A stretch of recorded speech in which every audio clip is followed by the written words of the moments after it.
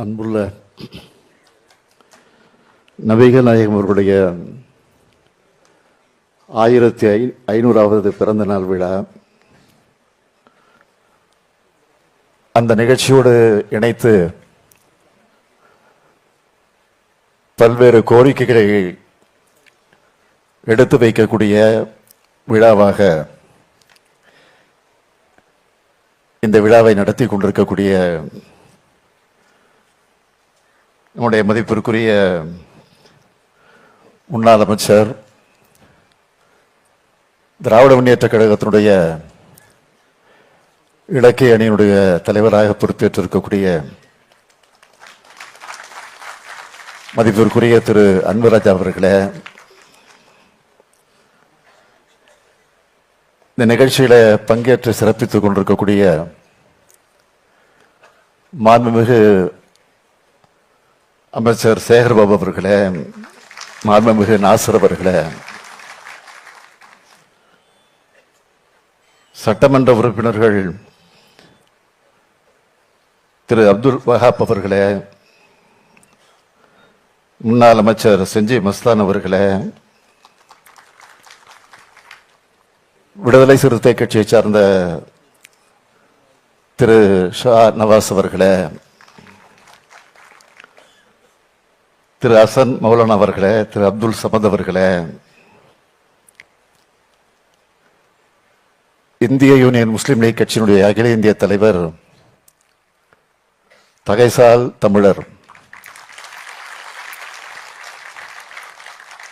பெருமதிப்பிற்குரிய ஐயா காதர் மொய்தீன் அவர்களே, மனிதநேய மக்கள் கட்சியினுடைய தலைவர் பேராசிரியர் ஜவஹர்லால் அவர்களே, தமிழ்நாடு வக்ஃப் வாரிய தலைவர் திரு நவாஸ் கனி அவர்களே, ஆற்காடு இளவரசர் திரு நவாப் முகமது அப்துல் அலி அவர்களே, சமுதாய ஒருங்கிணைப்பாளர் திரு அப்போலோ அனிபா அவர்களே, எஸ்டிபிஐ கட்சியினுடைய தலைவர் திரு நெல்லை முபாரக் அவர்களே, மனிதநேய ஜனநாயக கட்சியினுடைய தலைவர் திரு தமிமுன் அன்சாரி அவர்களே, அரசு தலைமை ஹாஜி திரு முகமது அக்பர் அவர்களே, உலாமா சபையினுடைய தலைவர் திரு காஜா மொஹிதீன் வாகவி அவர்களே, வருகை தந்திருக்கக்கூடிய இந்நாள் முன்னாள் சட்டமன்ற நாடாளுமன்ற உறுப்பினர்களே, இஸ்லாமிய இயக்கத்தினுடைய தலைவர்களே, உலமாக்களே, மார்க்க அறிஞர்களே, என் பேரன்பிற்குரிய கண்ணியத்திற்குரிய இஸ்லாமிய பெருமக்களே, சகோதர சகோதரிகளே, உங்களின் உருவான முத்துவேல் கருணாநிதி ஸ்டாலினுடைய வணக்கம்.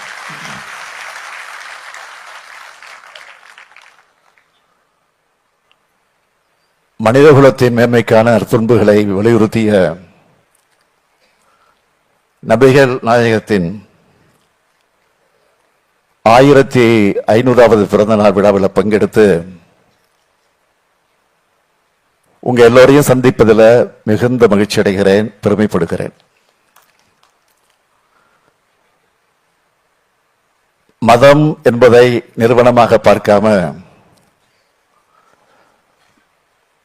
மார்க்கம் என்று பார்ப்பவர்கள் நீங்க.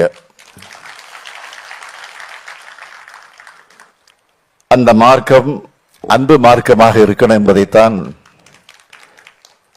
நபிகளார் போதித்தார், வலியுறுத்தினார். பேரறிஞர் அண்ணாவும் முத்தமிழறிஞர் கலைஞரும் முதலாக சந்திச்சது திருவாரூர்ல நடந்த மிலாது நபி விழாவில் தான்.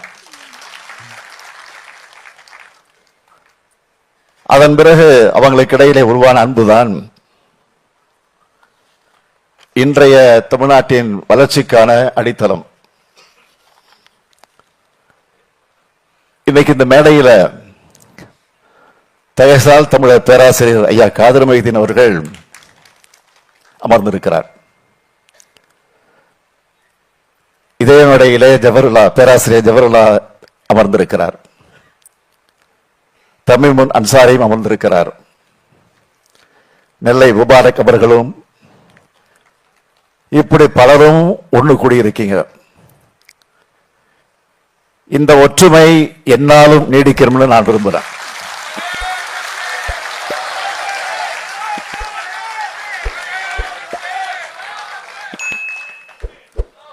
இங்கே பேசிய நண்பர் ஒருவர் குறிப்பிட்டார், வந்து கொண்டிருக்கிறார்கள், வருவார்கள், வந்து விட்டார்கள்.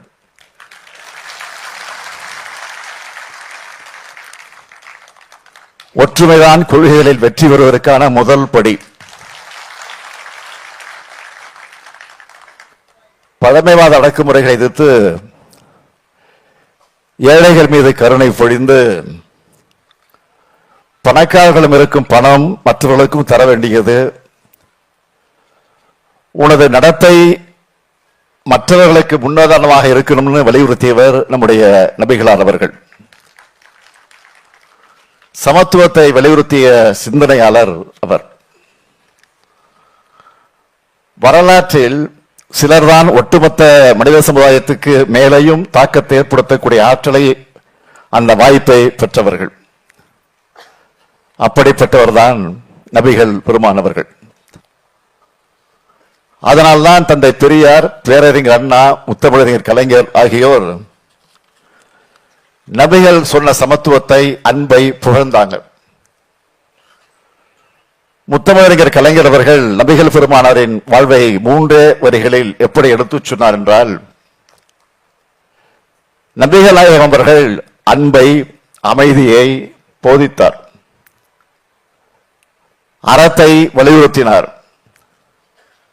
அடுத்தவர்க்கு உதவிகள் புரிவதை உயர்ந்த பண்பாக கருதினார், அடுத்தவர் நலன் கருதி ஆற்றும் அருட்பணியே அறம் என வலியுறுத்தினார்னு சொன்னார். அப்படிப்பட்ட நபிகள் அவர்களின் 1500வது பிறந்த நாளில் காசாலா நடத்தப்பட்டு வர துயரத்தை பார்த்து மனசாட்சி உள்ள யாரும் கவலைப்படாமல் இருக்க முடியாது. இதுக்கு விரைவில் ஒரு நல்ல தீர்வு ஏற்படணும். உடனடியாக பாலஸ்தீன மக்கள் அனுபவிச்சு வரக்கூடிய கொடுமைகளை முடிவுக்கு வரணும். அதுக்கு இந்திய அரசு உறுதியான நடவடிக்கைகளை மேற்கொள்ளணும்னு நான் ஏற்கனவே பதிவு செஞ்சிருக்கிறேன். மீண்டும் ஒரு முறை இந்த நிகழ்ச்சியின் மூலமாக நான் வலியுறுத்துகிறேன்.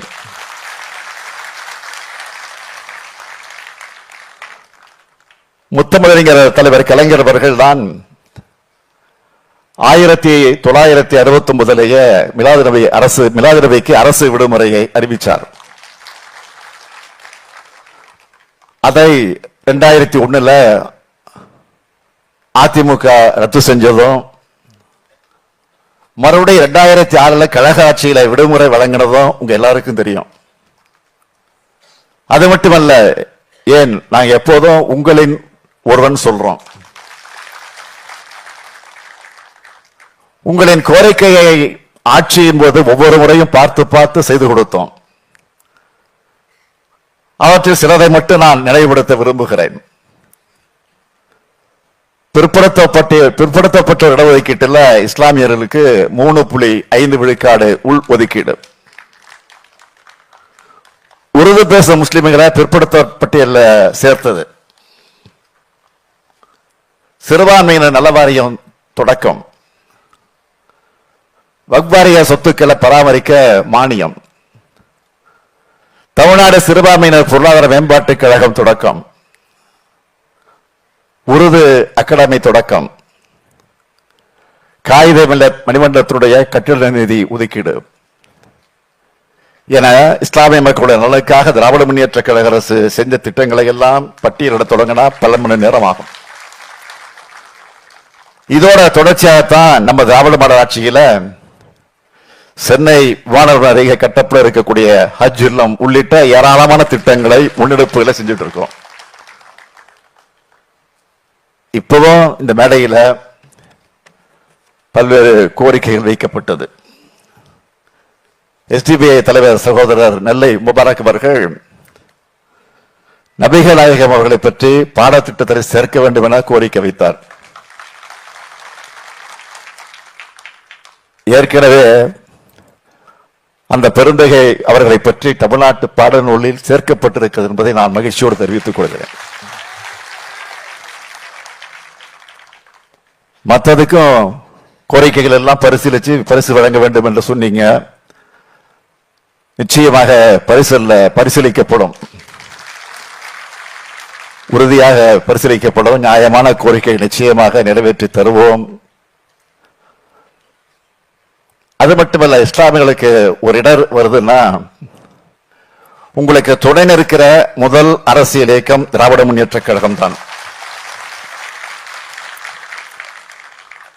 குடியுரிமை திருத்த சட்டத்துக்கு எதிராக உண்மையான தோழமை உணர்வோடு போராடினது திமுக தான். அந்த சட்டத்தால யாராவது பாதிக்கப்பட்டாங்களான்னு கேள்வி எழுப்பினதும், அந்த சட்டத்துக்கு எதிராக போராடின இஸ்லாமியர்கள் மீது தடியடி நடத்துறதும் யாருன்னு உங்களுக்கு நல்லாவே தெரியும். அதே போல முத்தலாக் சட்டத்தை கொண்டு வந்தப்போ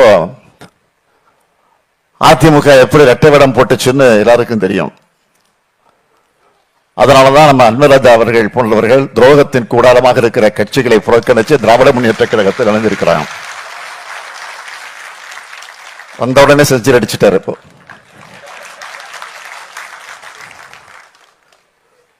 அதே போல வக்ஃப் சட்ட திருத்தத்திலையும் அதிமுக நடத்தின கபட நாடகத்தை எல்லோரும் பார்த்தாங்க.